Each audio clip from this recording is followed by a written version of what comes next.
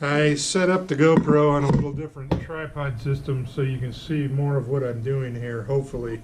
With these taller pieces, it wasn't fitting in the other camera.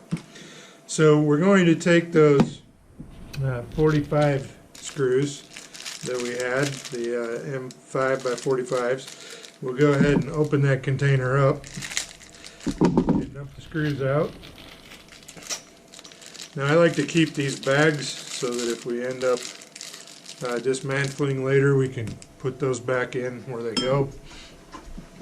So we're going to take the rod with the two short screws, the rail rather. Okay, this is 20 millimeters by 40 millimeters, and the one with the two small screw holes, and we're going to put that on this side of our frame. So it's probably going to be easier to tip it up on its side. Watch your connectors that you don't tip it over and smash them. And we're going to put two screws in either side. There's screw holes in the bottom that those will fit. So I'll put a screw through the bottom of the main frame and poke that up through so that I can line it up with one of the screw holes on my bottom frame, or on my bottom rail. Then I'm going to take and put the other screw in and kind of turn this left to right until I get it lined up as well. And then I'm going to screw those in with my Allen wrench so they're snug but not tight. And the reason is we have to align the front of our two rails so that they're parallel to each other. And if we tighten these, we can't do that yet. So we'll go ahead and screw those in just down to where we get it snug, just barely. Alright, then we'll flip it over. When we put this side on, we have two little machined areas and two that aren't.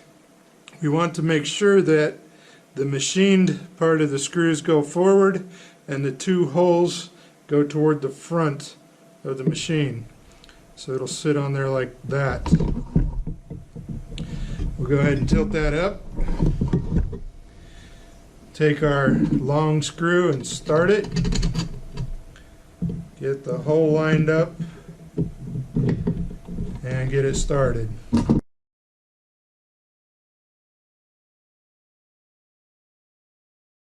So those are just snug on both sides. So there's our two Z-rails started, but you can see we can still twist these left to right a little bit. And the reason I want to do that is because I'm going to take the piece that will eventually go across the top here, and we're going to put that down next to our bed, and we're going to clamp. I'll go get some clamps here in a second. We're going to clamp that to our Z-rails, and that makes them parallel, the face parallel to each other. Then we'll tighten them up. I brought in two wood clamps that I'm going to use to clamp that top rail to the front of each Z-rail. And then I want to wiggle it just a little, just to make sure it's going to be parallel. Then I'll go ahead and tilt this up and tighten each side all the way, nice and tight. The clamps will hold it parallel as I tighten.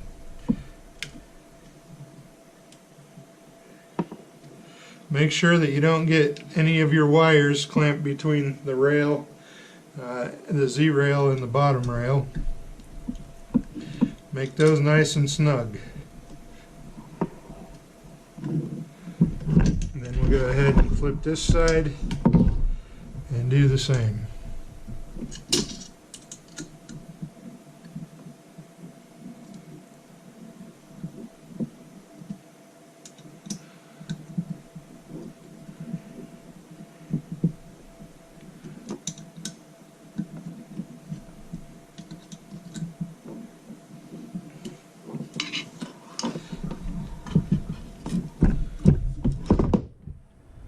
Okay, once we have tightened that, both of those in place, we know this is flat against each rail, so we can go ahead and take this front rail off now. Now it'll be tempting at this point to put that rail on, but you do not want to do that yet because we have to add our X-axis parts first. They also gave me an extra screw. I think they do that in case you lose one or in case it breaks, so I'm just going to leave that in the bag that it came in so that it helps me remember that that's the kind of screw that goes in that bag. So we'll take our switch. That's going to go with the switch up. Slide it in our T-bracket, slide it down until it hits our little spacer, and then I'll push those in and turn them to get them to tighten. Now, if it does like mine just did, and it doesn't tighten, you may have to back it off and try again. That time it worked. And same with this side. As you turn it, it should lock in. I want to get the back of this parallel with the back of the rod, so the back of our plastic plate parallel with the front of this and flush so that we can put our motor on without it being in the way. Then we'll go ahead and snug that up.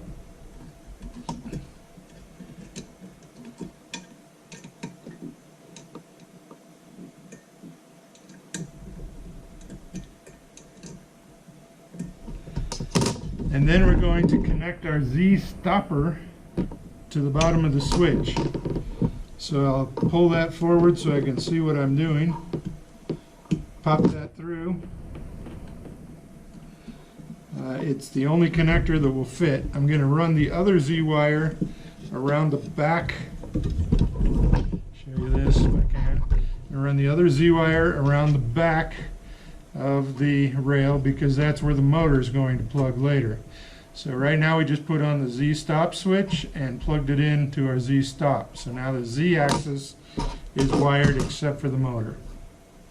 So we'll check our instructions one more time. And the next step is to put the Z axis motor in place. So that's the motor in the bag by itself. It says Z axis. And we've already assembled it, so we'll go ahead and take it out of the bag. Set that bag aside. This is our Z motor. We've added our spacer. The spacer goes right against the frame, just like that. The connector will come in from the back and plug in later. Right now we look and it says we need 2 4x18 screws to hold that on. So I look at my bags until I find the 4x18s. And these have a tapered head, so we got to make sure they are the right screws. And get the ones that have the tapered head. So we'll pull that off, dump them out. And we'll go ahead and put those 2 screws in and push them forward. It's easier to do off the main frame. We'll find our Allen wrench that fits that. I believe that's this one. Yep. And we're just going to set the motor right on the frame, slide it forward, and raise it up just a little so that we can get our screws started in. Now it looks like our coupling might be in the way, so I'm going to loosen that coupling, take it back off for now. That'll allow me to reach straight in instead of at an angle and get my screws to start. Now this is another area that we will be using to tune our printer later. We'll have to make an adjustment here, possibly. Some do, some don't. So we'll go ahead and raise that up. Get the other side started. What that does is gets the motor slightly off the frame so that it isn't going to rattle, and also so that it doesn't overheat. We'll go ahead and snug those up pretty good.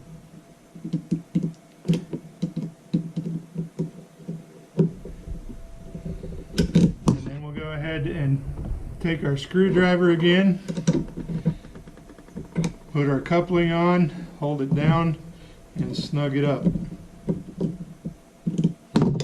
Take our screwdriver out, and that part is good. Now I'm going to loosen our coupling at the top and get our threaded rod. It's got a protective sheath over it, so we'll take that off and set it aside. And we're going to put the end of the rod in the top of the coupling. Make sure it goes down until it stops, and then we'll tighten our top coupling screw. Probably help if I had the right size Allen wrench. Oh, that was it. Yep, we were close. We'll go ahead and snug that one up, and then just double check our bottom one. And now we have our Z-axis rod in place. And right now, it's kind of wonky. It's going in toward the top of the frame. So we might want to loosen that up just a little.